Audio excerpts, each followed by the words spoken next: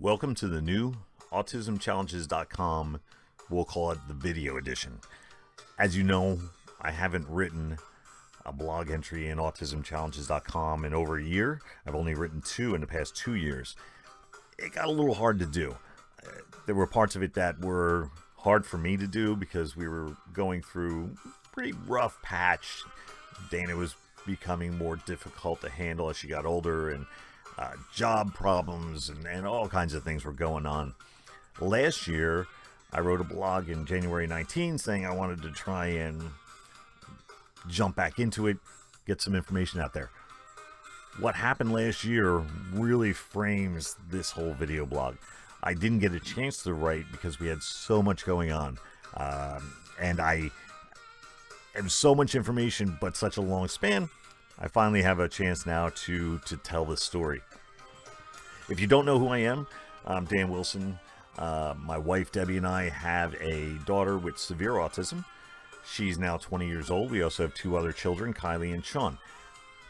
I started the blog in 2014 as Dana was turning into a teenager. She was then 14 years old, and her size, her mannerisms, her difficulties started to multiply at that point because we had a teenage daughter with the mentality of a much younger child, 5 or 6 year old.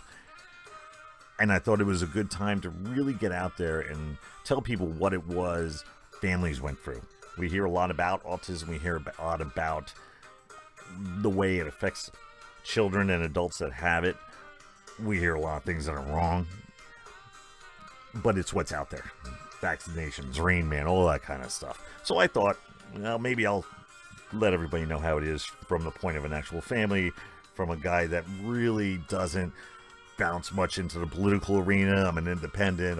I don't have dramatic thoughts toward things like vaccinations or how it all started or where it's coming from. Do I want to see a cure or at least a finding of what starts it? Of course. But we don't have that right now. What we do have is Dana. So I thought the blog would be a good way to show some of the difficulties that a family goes through. I think the blog, as it progressed, started to get really deep into some of the difficulties we were having, especially when it came around Dana's schooling while we were still living in Maryland, trying to get the right programs for her.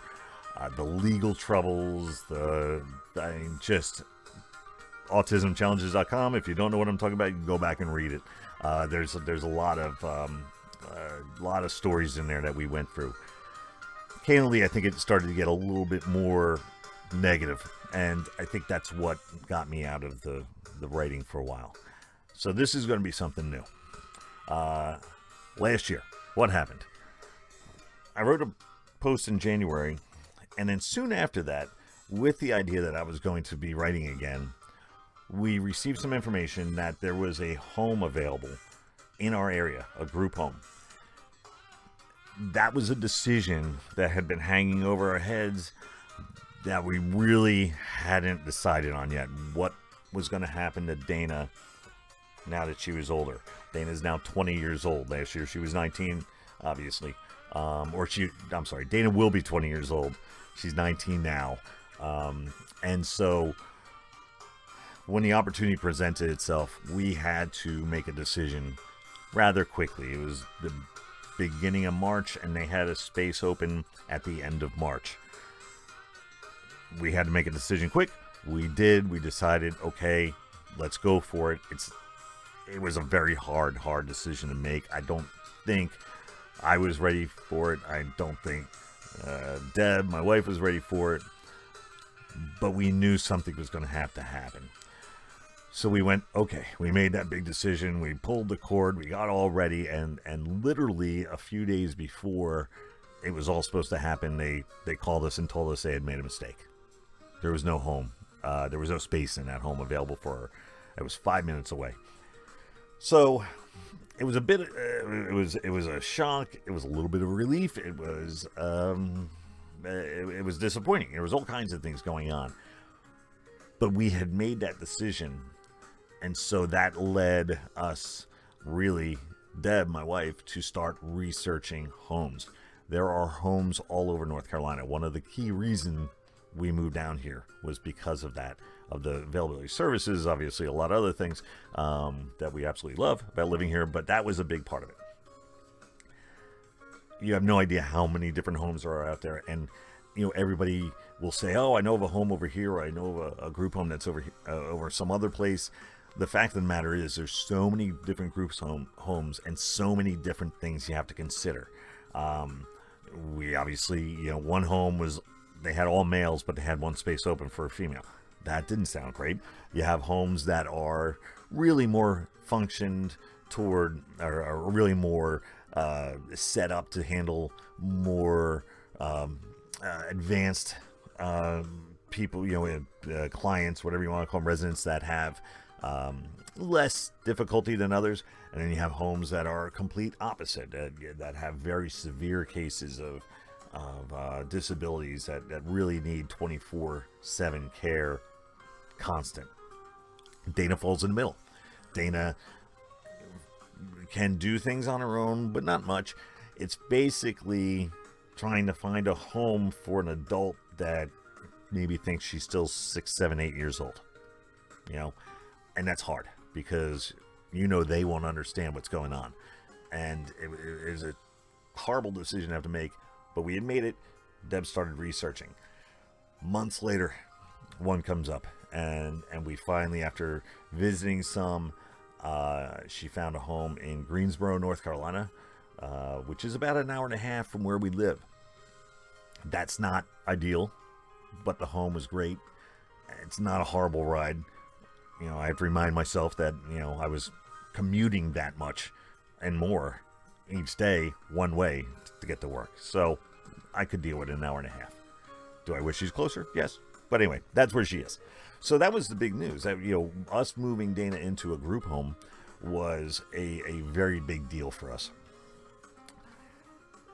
When you come back to this blog and the idea of telling people about some of the other challenges that families go through, this one we're going through right now caught us off guard. I mean, I think it caught everybody off guard. COVID-19, pandemic, whatever the hell you want to call it, Wuhan, China. It's caught us off guard. We're under these quarantine orders. You've got people that want to stay home. You've got people that say we should be out. You've got nursing homes having problems. It's just, everything is all over the place. It's worldwide, but really we're all looking at it to how things are going here. The part you don't see is that these homes, they have to be very, very careful. Dana's home has people in it. There's 6 residents that have very severe disabilities that are at risk. Do I think Dana is at risk? No, I really don't, because autism isn't necessarily associated with a lot of physical ailments, but residents there do have them. They're not all residents with autism. They might have other difficult disabilities. They might have other physical disabilities and be wheelchair bound, whatever it might be. The fact is that they have to be very, very careful, and they are. And because of that, we can't take her home. In the beginning, we were told, yeah, actually you can take them home, but they have to stay home for 2 weeks, and you have to follow all these guidelines and things like that. We were a little nervous. I was nervous, to be honest with you, of doing that back in March when this all started, because it was so unknown. I just thought, what if she comes home and then they say she can't come back? We had done all this transition, all this pain and suffering and crying of bringing her out there, and then when she would visit home and then go back, and it's just a big adjustment to make. And now we were going to rock that boat. Well, that was in March. Last we saw Dana was at the end of February, because we went away in early March. When we arrived home, within 3 days, everything started shutting down. And so really, here in North Carolina, we've been under our stay-at-home orders since just after St. Patrick's Day, I believe, somewhere around there. It's now May 6th, and we still haven't seen Dana. We can talk to her. That's a little hard to do. Dana doesn't have conversations on phones. And so, and I couldn't get her, I couldn't I teach her how to use FaceTime on her iPad. So we haven't seen her, and that's the part that is really, really hard. We know she doesn't understand. Many residents probably don't understand what's going on, why they're not allowed to leave. They can't go to their day program. They're just in this house. The family can't come see them. It's gut wrenching. Really, really is, and it makes me sick to my stomach when I'm talking about it. You know, I know a lot of people want to get out of their houses, and this isn't about that. People want to get out. They want to get back to work. Some of us don't want to go out. I work from home anyway. I've been lucky enough. I work for a great company. I work from home. I travel a lot. Obviously, I'm not doing that right now. I'm not doing any. So I've been home as well.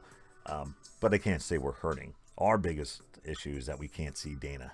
We were hoping to bring her home this weekend. We were going to go ahead and, hey, if we have to keep her for 2 weeks. And the fact of the matter is, it's really not encouraged, because then we have to really follow strict protocols around Dana, and the other residents in that home could be at risk if Dana comes back with something.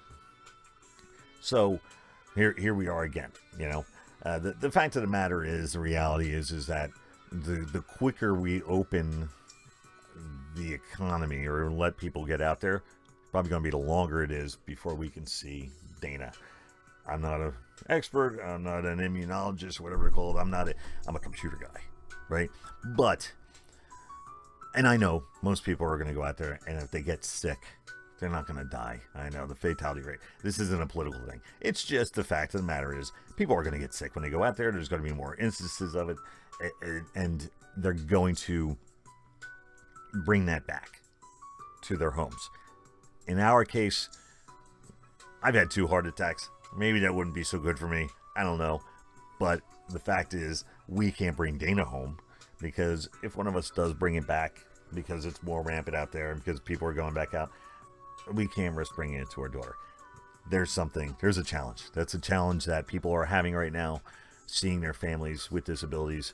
And, if I had the chance to say, everybody just stay home until we can eradicate this or whatever, I probably would, because I think that would probably figure things out quicker than what's going to happen.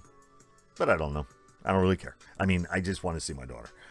So, look, everybody wants to get out there and work. Go ahead. I don't. And I'm not scared. I see people, well, if you're scared to go out. No, people are scared to get on planes, and it's the safest way of flying. I'm not scared to go outside. I'm just trying to do what I think is best in my situation. But when you have a special needs child, special needs adult, when you have a family member living in these nursing homes, living in these group homes, these facilities, you don't get to see them. You can't touch them. You can't hug them. You can't explain to them. They don't understand in a lot of cases, and it's a rough go. So it is what it is. That's what I wanted to start off with. We were talking this morning, found out we couldn't really take Dana home, or it's not recommended, and that would have been something I typically would have written a blog about. I've got a lot of work to do. I had a good meeting this morning. I got some things I want to work on in the afternoon, so I thought I would crank this out during a lunch break, see how it goes. Let me know. My idea with this is, if I can do it more in a video blog, maybe I can start doing things a little bit more off the cuff, a little bit more frequently. I'll try to keep it down below 15 minutes. I don't want people to get bored listening to me. If you have any ideas of what you would like to see me talk about, let me know. If you have anybody that or you would like to talk to me and do like a Zoom where we can put it out there, if you're a parent of a child with autism, if you're a provider, if anything that you think might help other families going through this, or families that don't understand what's going on, for those of us that have these issues, let me know. We can do a Zoom. I'll do it on here. And I would love to let people know. The other thing is, if you know other blogs, other video blogs, I know Autism Daddy is a big one that I like to follow up on. So if anybody knows him, I would love to have a Zoom kind of call with him too, as well. But I'm going to leave it wide open. Thanks for watching this. If you watched it all the way to the end, thanks for watching it if you only watched a little bit, but you wouldn't see this anyway. And have a great day. Stay safe. Hopefully COVID will go bye-bye soon. Have a good one.